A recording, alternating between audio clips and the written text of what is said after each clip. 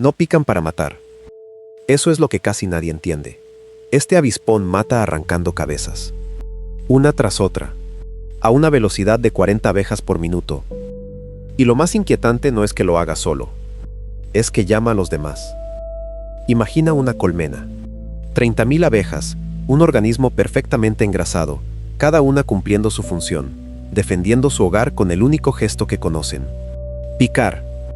Contra casi cualquier amenaza del mundo, ese gesto funciona.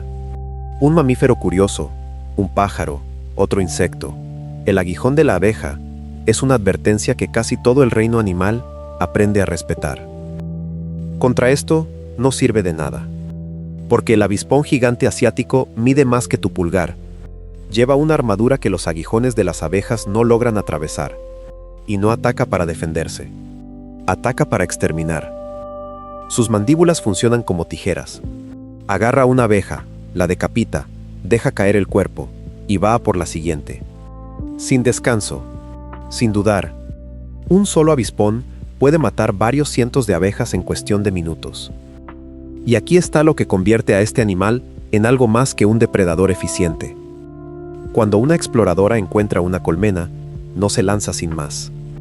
Deja una marca, un rastro químico, invisible para nosotros, que actúa como una señal para el resto de su nido. Y a esa señal acuden los demás. No de uno, en grupo, coordinados. Lo que empieza como un solo avispón se convierte en un escuadrón que trabaja junto, con una sincronía que no tiene nada que envidiar a una operación militar. Y esa es la clave que casi todos los relatos sobre este animal pasan por alto.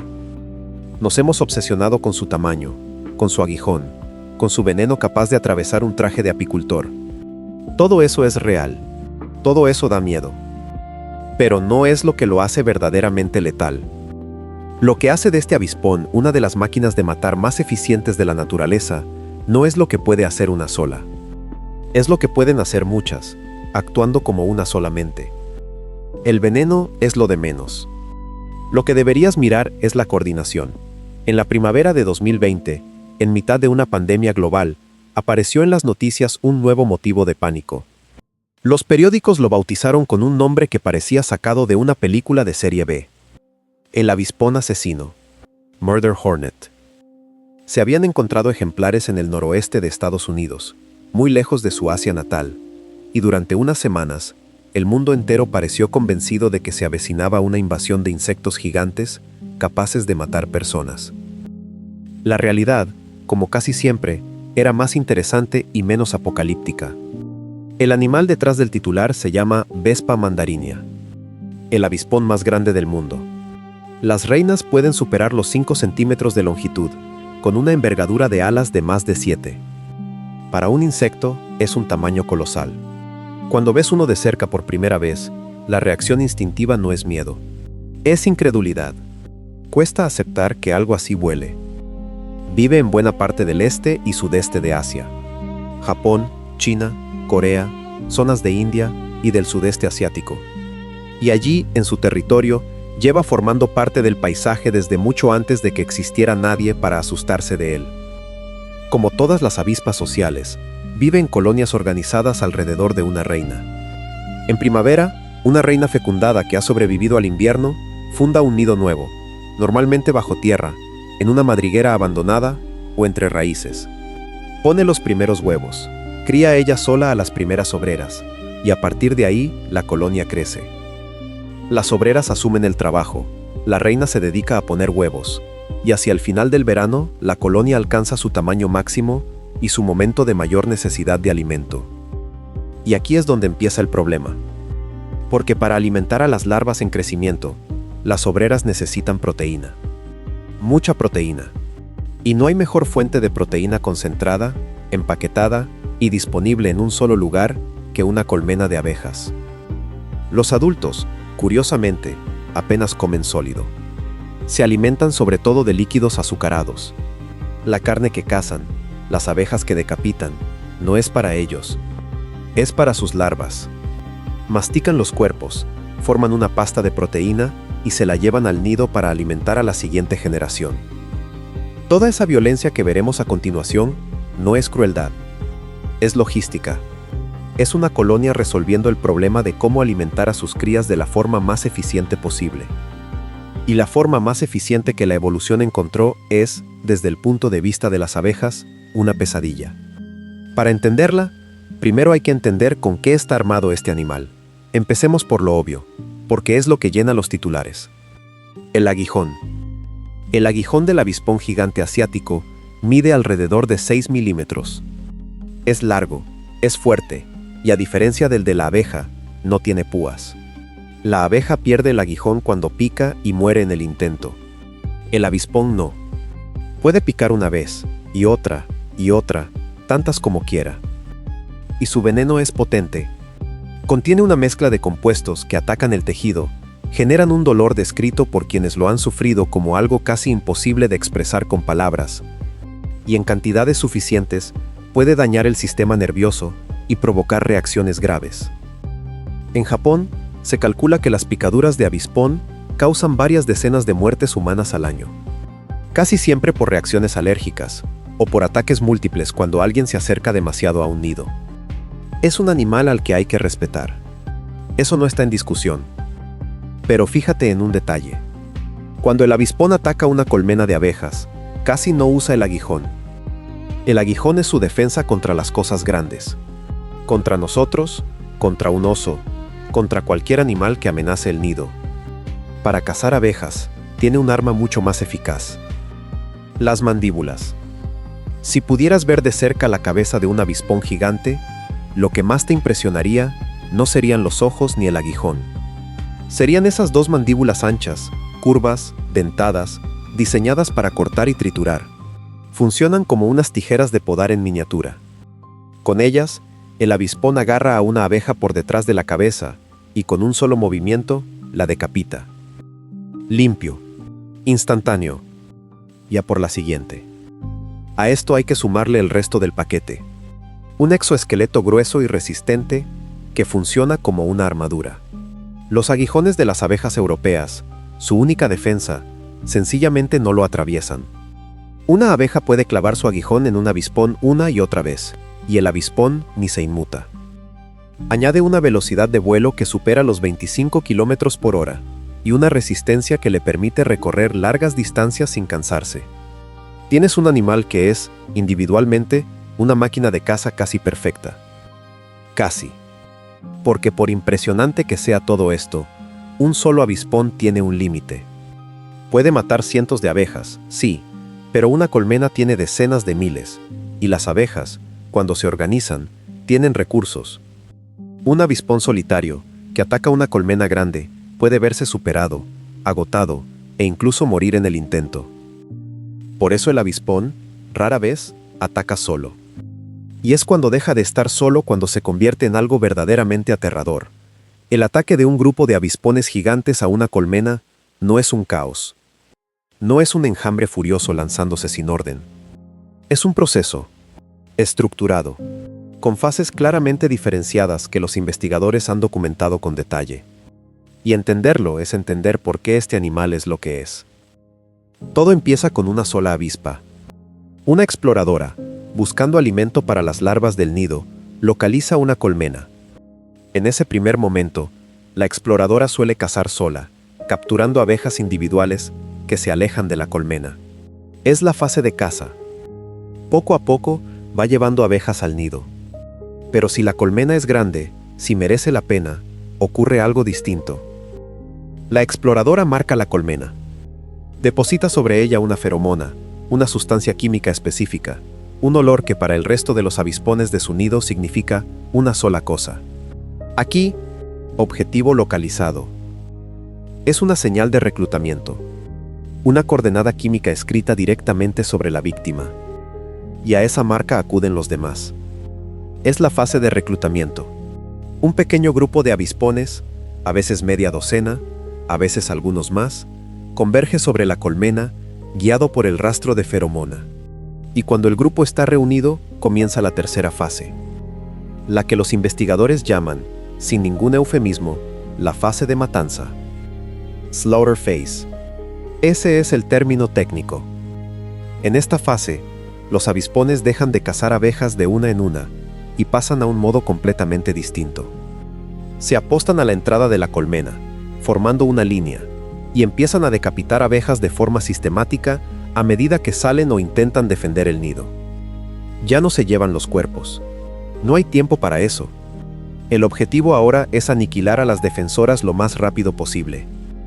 Los cuerpos decapitados se acumulan en el suelo, delante de la colmena, en montones. Un grupo de apenas 20 o 30 avispones puede exterminar una colonia de 30.000 abejas en pocas horas. Piensa en esa proporción. 1.000 abejas por cada avispón. Y aún así, las abejas pierden. Pierden porque cada avispón mata más rápido de lo que la colmena puede reponer defensoras, porque las armaduras resisten los aguijones, porque las mandíbulas no se cansan. La aritmética es implacable. Y cuando la resistencia ha sido aniquilada, llega la última fase: la ocupación. Los avispones entran en la colmena vencida y se apoderan de lo que había dentro. No la miel, las larvas y las pupas de las abejas. Ese es el verdadero botín. Proteína pura, indefensa, apilada en las celdas del panal. Durante días, los avispones vacían la colmena, llevándose las crías de las abejas para alimentar a las suyas. Fíjate en lo que ha ocurrido aquí. Ninguno de esos avispones tenía una visión completa del plan. No hay un general dando órdenes. Cada uno responde a señales químicas y a la presencia de los demás. Y sin embargo, de esas respuestas individuales emerge una operación coordinada, por fases, con una eficacia devastadora. Es el mismo tipo de inteligencia colectiva que hace fascinantes a las abejas, a las hormigas, a las termitas. Solo que aquí, esa inteligencia distribuida está al servicio de la exterminación.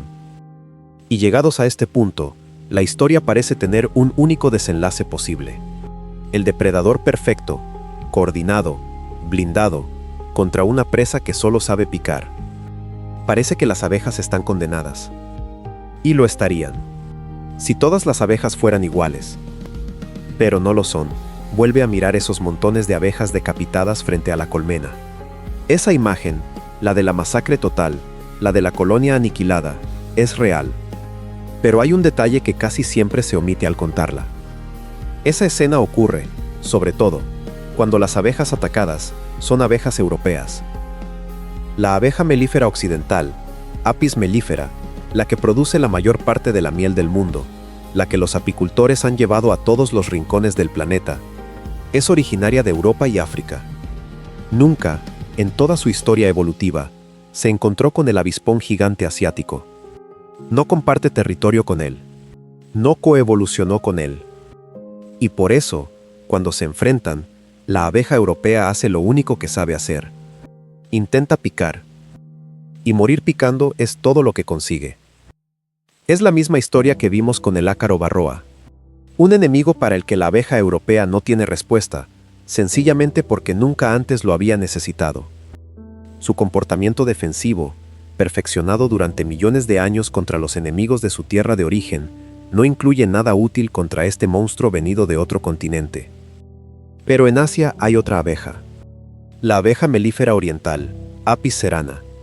Más pequeña que su prima europea, menos productiva en términos de miel, menos famosa. Y con algo que la europea no tiene. Historia. Millones de años de historia compartida con el avispón gigante. Porque Apis cerana y Vespa mandarinia llevan enfrentándose desde mucho antes de que existiera la apicultura. Y en ese largo enfrentamiento, en esa carrera de armas y contramedidas que llamamos coevolución, la abeja oriental desarrolló algo. Una defensa, una respuesta específica, precisa, diseñada exactamente para este enemigo y para ningún otro. Y no es el aguijón. La abeja oriental sabe, en el sentido en que un comportamiento evolutivo puede saber algo, que picar al avispón es inútil. Su armadura es impenetrable. Así que la abeja oriental no intenta atravesar esa armadura. Ataca lo único que el avispón no puede blindar: su temperatura. Lo que hace la Apis cerana cuando un avispón explorador se acerca a su colmena es una de las cosas más extraordinarias que existen en todo el mundo de los insectos. Una defensa tan precisa, tan ajustada, tan al borde de lo imposible, que cuando entiendes cómo funciona, Cuesta creer que la evolución haya podido afinarla hasta ese punto. Y todo depende de una diferencia de apenas unos pocos grados.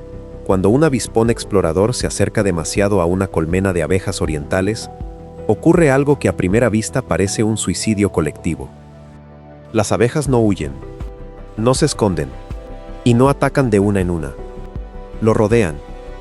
En cuestión de segundos, cientos de abejas obreras se abalanzan sobre el avispón y lo envuelven por completo, formando una bola apretada de cuerpos vivos.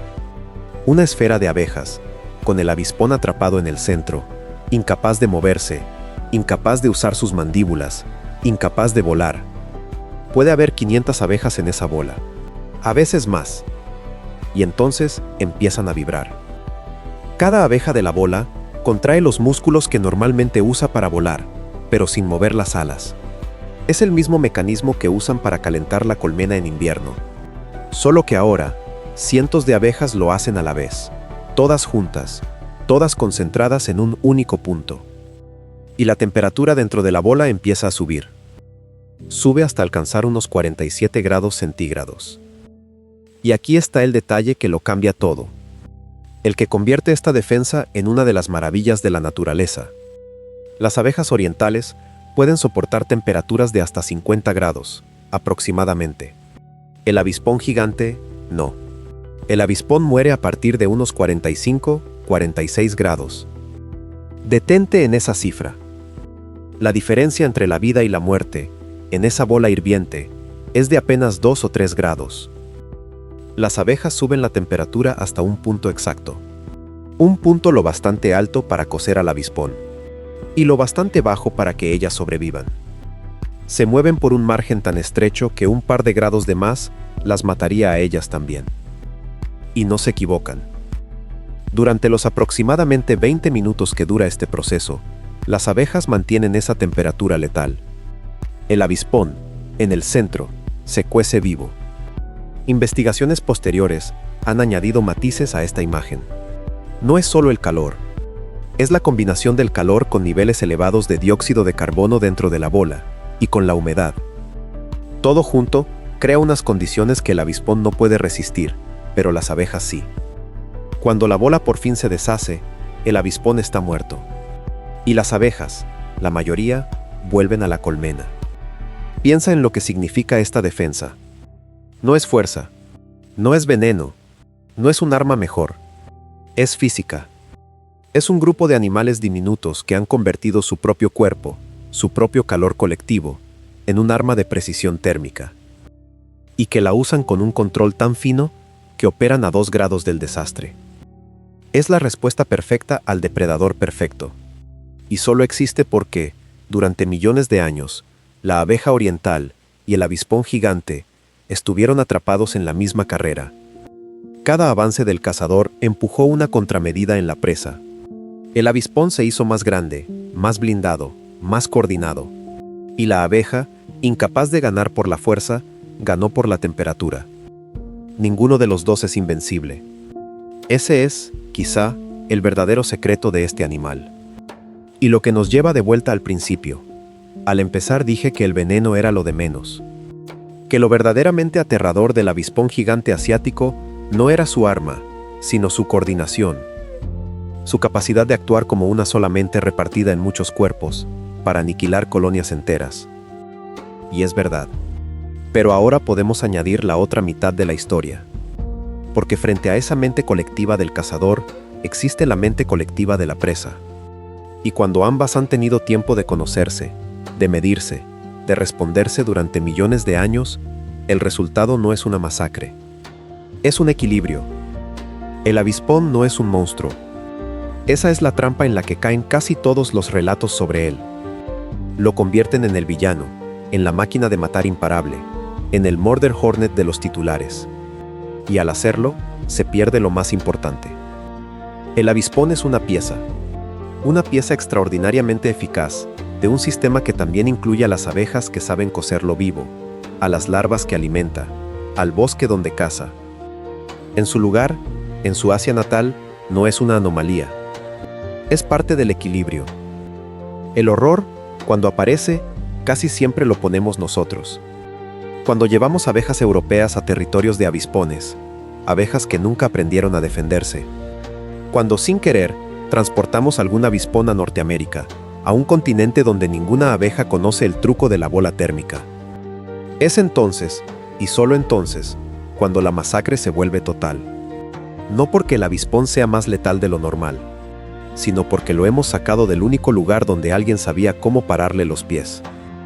Déjame terminar con una imagen. La bola de abejas empieza a deshacerse.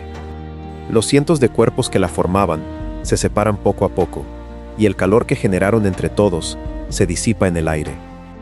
En el centro, donde hace 20 minutos había un depredador capaz de decapitar 40 abejas por minuto, queda un cuerpo inmóvil. El avispón gigante, cocido por dentro. Vencido no por una picadura, no por un arma mejor, sino por el calor de 500 animales diminutos que decidieron actuar como uno solo. Y las abejas, sin celebrarlo, sin detenerse, simplemente vuelven al trabajo. Reparan lo dañado. Cuidan a las larvas. Salen de nuevo a buscar néctar. Como si nada hubiera pasado. Porque en su mundo, esto no es una tragedia ni una hazaña. Es solo un día más en una guerra tan antigua que ya forma parte de lo que ambos son. Nosotros llegamos hace nada. Le pusimos un nombre de película, le hicimos titulares, lo convertimos en pesadilla. Ellos llevan millones de años resolviéndolo en silencio. Y seguirán haciéndolo mucho después de que el último titular se haya olvidado.